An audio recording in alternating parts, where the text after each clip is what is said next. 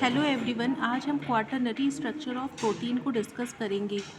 Quaternary structure of protein चार अलग अलग प्रोटीन मॉलिक्यूल के कॉम्बिनेशन से मिलकर के बनता है। हम चार अलग अलग प्रोटीन कहें या चार अलग अलग पॉलीपेप्टाइड, जब उनके थ्री डायमेंशनल स्ट्रक्चर आपस में कंबाइन हो जाते हैं तो क्वाटरनरी स्ट्रक्चर बन जाता है। क्वाटरनरी स्ट्रक्चर जो होता है उसमें जितने भी इंडिविजुअल पॉलीपेप्टाइड या प्रोटीन आपस में जुड़ते हैं उनको सब यूनिट कहा जाता है।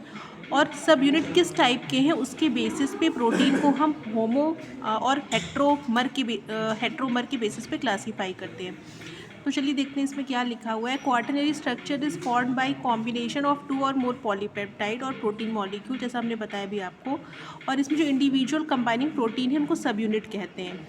सब यूनिट जो होते हैं आपस में नॉन कोवेलेंट इंट्रैक्शंस, जो कि वीक इंट्रैक्शंस होते हैं, उनसे जुड़े रहते हैं। और अगर ये सब यूनिट्स नॉन कोवेलेंट इंट्रैक्शन से नहीं जुड़े होंगे तो फिर प्रोटीन अपने फंक्शन को कैरी नहीं कर पाएगा। जैसे अगर कोई एंजाइम है उसके सब यूनिट्स बहुत ही टाइटली बाइंडेड होंगे तो फिर वो डिफरेंट कन्फर्मेशन अटेन नहीं कर पाएगा, कैटालिसिस नहीं हो पाएगी। तो सब यूनिट्स जो होते हैं नॉन कोवेलेंट इंट्रैक्शन से जुड़े रहते हैं और उनको हम इंटरमॉलिक्यूलर अट्रैक्शन भी कह सकते हैं, क्योंकि वो अट्रैक्शन अलग अलग प्रोटीन मॉलिक्यूल के बीच में होते हैं। ठीक है, intermolecular. On the basis of सब यूनिट प्रोटीन्स जो होते हैं दो तरीके से क्लासीफाई किए जाते हैं, होमोमेरिक प्रोटीन्स और हेट्रोमेरिक प्रोटीन। तो होमोमेरिक प्रोटीन्स जो होते हैं वो उनमें आइडेंटिकल सब यूनिट्स होती हैं।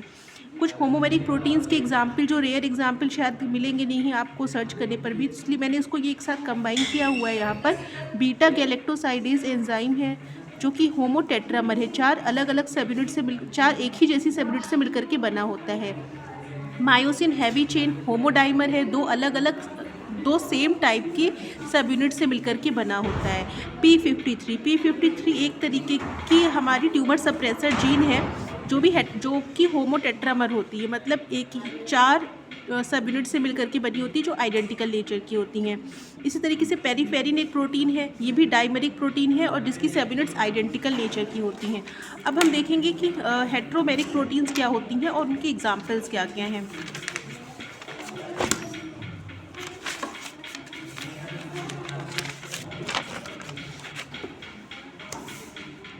हेट्रोमेरिक प्रोटीन्स जो होती हैं उनमें अलग अलग सब यूनिट्स होंगी, जैसा कि हमने पहले ही बताया है। सबसे बेस्ट एग्जांपल है इसका हीमोग्लोबिन मॉलिक्यूल। हीमोग्लोबिन टेट्रामर होता है, मतलब इसमें चार सब यूनिट्स होती हैं, लेकिन उनमें दो सब यूनिट्स अल्फा 2 की होती हैं जो एक जैसी होती है, दो सब यूनिट्स बीटा 2 की होती हैं, दो बीटा सब यूनिट्स भी एक ही जैसी होती हैं, लेकिन ये चारों मिल जाती हैं तब ये हीमोग्लोबिन का टेट्रामर बनाती हैं। और ईच सब यूनिट, मतलब उसकी जो एक सब यूनिट है वो सब क्या होती है, एक आयरन मॉलिक्यूल या हीम ग्रुप से जुड़ी रहती है जो कि ऑक्सीजन ट्रांसपोर्ट का काम करता है। ठीक है, वैसे भी हम जानते हैं कि हीमोग्लोबिन एक पिगमेंट है जो ब्लड में पाया जाता है और ऑक्सीजन को ट्रांसपोर्ट करता है। तो हीमोग्लोबिन एक होमोटेट्रामर का एग्जाम्पल है। अब क्वाटरनरी स्ट्रक्चर को हम डिटरमाइन कैसे करेंगे। क्वाटरनरी स्ट्रक्चर को डिटरमाइन करने के लिए दो टेक्निक्स हैं। एक तो सेपरेशन टेक्निक में आ जाती है, जैसे एसडीएस पेज हो गया। एसडीएस पेज पे अगर हमें किसी प्रोटीन को सेपरेट किया और उसमें दो बैंड्स आ रहे हैं, इसका मतलब दो बैंड आने का मतलब ये है कि दो अलग अलग सब यूनिट से मिलकर के बना होगा तभी दो बैंड दे रहा है। इसके अलावा सीक्वेंस एनालिसिस करके भी अगर सीक्वेंस रिपीटेड है, एक ही जैसे सीक्वेंस बार बार रिपीट हो रहे हैं, तो इससे पता चल जाता है कि वो एक ही जैसी सब यूनिट से मिलकर के बना होगा। तो सीक्वेंस एनालिसिस से तो पता लग ही सकता है, सीक्वेंस आ जाएगा प्रोटीन का तो हम उसको डिफरेंट डेटा बेसिस में डालकर भी उसके स्ट्रक्चर का प्रेडिक्शन कर सकते हैं। तो आज के लिए इतना ही है। क्वाटरनरी स्ट्रक्चर में ये इंपॉर्टेंट पॉइंट मैंने जितने लिखे हैं इसको नोट कर लीजिएगा। ठीक, ओके, थैंक यू।